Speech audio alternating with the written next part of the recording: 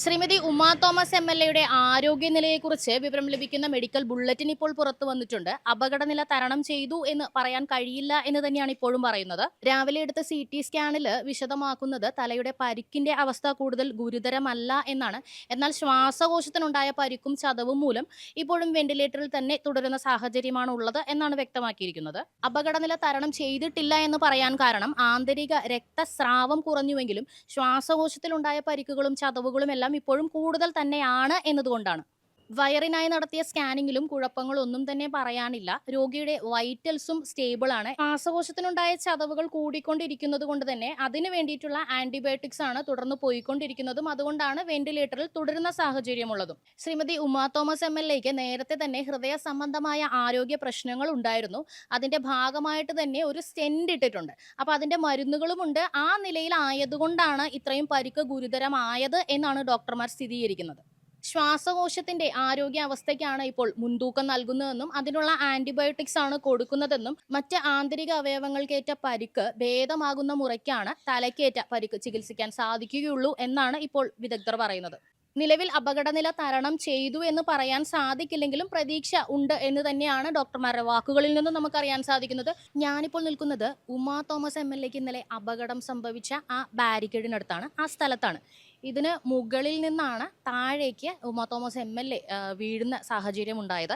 ഇവിടെ ഇപ്പോൾ ഫോറൻസിക് പരിശോധന നടന്നുകൊണ്ടിരിക്കുകയാണ്. അതുകൊണ്ട് തന്നെ നമുക്ക് അകത്തേക്ക് കയറി വിഷ്വൽസ് എടുക്കാനുള്ള പെർമിഷൻസ് ഇല്ല.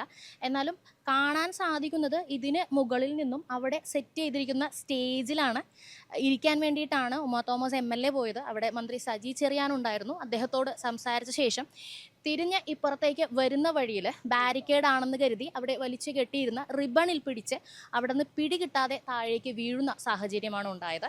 ഇപ്പോഴും എം.എൽ.എയുടെ ചെരുപ്പൊക്കെ അവിടെ ഉണ്ട്. പക്ഷേ സുരക്ഷാ പരിശോധനകൾ നടന്നുകൊണ്ടിരിക്കുന്നത് കൊണ്ടും എന്തൊക്കെയാണ് സംഭവിച്ചത് എന്നതിനെ പറ്റിയിട്ടുള്ള പോലീസ് അന്വേഷണം നടന്നുകൊണ്ടിരിക്കുന്നത് കൊണ്ടും നമുക്ക് കൂടുതൽ വിവരങ്ങൾ ശേഖരിക്കാനായിട്ട് ഇതിനകത്തേക്ക് കയറുക സാധ്യമല്ല. എം.എൽ.എയുടെ ആരോഗ്യ നില എന്ന് പറയുന്നത് ഇപ്പോൾ തൃപ്തികരമാണ് എന്നാണ് അറിയാൻ കഴിഞ്ഞിരിക്കുന്നൊരു വിവരം. മെഡിക്കൽ ബുള്ളറ്റിൻ പുറത്ത് വരുന്നതേ ഉള്ളൂ. അതുകൂടി ലഭിക്കുമ്പോഴേക്ക് എന്താണ് യഥാർത്ഥ അവസ്ഥ എന്ന് ചിന്തിക്കാൻ കഴിയും. എന്തായാലും 12,000 പേർ ഒരേ സമയം ഭരതനാട്യം അവതരിപ്പിച്ചുകൊണ്ട് ഗിന്നസ് റെക്കോർഡിന് വേണ്ടി നടത്തിയ ഒരു പരിപാടിയായിരുന്നു ഇത്. ഉമാ തോമസ് എം.എൽ.എക്ക് അപകടം സംഭവിച്ചതിന് ശേഷവും പരിപാടി അതുപോലെ തന്നെ മുന്നോട്ട് പോയിരുന്നു. എന്നാൽ യാതൊരു സുരക്ഷാ ക്രമീകരണങ്ങളും ഇല്ലാതെയാണ് സ്റ്റേജ് നിർമ്മിച്ചത് എന്നാണ് ഇപ്പോൾ പുറത്തു വരുന്ന വിവരങ്ങൾ. അതുകൊണ്ട് തന്നെ സംഘാടകരുടെ അതിന്റെ പേരിൽ കേസ് എടുത്തിട്ടുണ്ട്. കാരണം ബാരിക്കേഡുകളായാലും അതുപോലെ ഇത്ര ഉയരത്തിൽ കെട്ടിയ സ്റ്റേജുകളാണെങ്കിലും അത്രയധികം സുരക്ഷാ ക്രമീകരണങ്ങളൊന്നും തന്നെ അവർ ചെയ്തിരുന്നില്ല. അതുപോലെ നമ്മൾ വീഡിയോയിൽ കണ്ടതാണ്, ഉമാ തോമസ് എം.എൽ.എ താഴേക്ക് വീണതിന് ശേഷവും അവിടെ ഓടി വന്ന് ഹെൽപ്പ് ചെയ്യാനായിട്ട് ഒരു മെഡിക്കൽ ടീമോ ഒരു പാരാമെഡിക്കൽ ടീമോ ഒന്നും തന്നെ സംഘാടകർ ഇവിടെ അറേഞ്ച് ചെയ്തിരുന്നില്ല. നിലവിലിവിടെ കണ്ടുകൊണ്ടിരുന്ന ആളുകളാണ് ഓടി വന്ന് കയ്യിലും കാലിലും ഒക്കെ തൂക്കി പിടിച്ച് എം.എൽ.എയെ കൊണ്ടുപോകുന്നത്. അതും സുരക്ഷിതമായിട്ടുള്ളൊരു സംഗതിയല്ല. ഇത്രയധികം ആളുകൾ പങ്കെടുക്കുന്നൊരു സ്ഥലത്ത് അതുപോലൊരു പാരാമെഡിക്കൽ ടീമിനെ അല്ലെങ്കിൽ ഒരു മെഡിക്കൽ ടീമിനെ സംഘടിപ്പിച്ച് നിർത്തുക എന്നുള്ളത് സംഘാടകരുടെ ഉത്തരവാദിത്തമായിരുന്നു. അത് ചെയ്തിട്ടില്ല.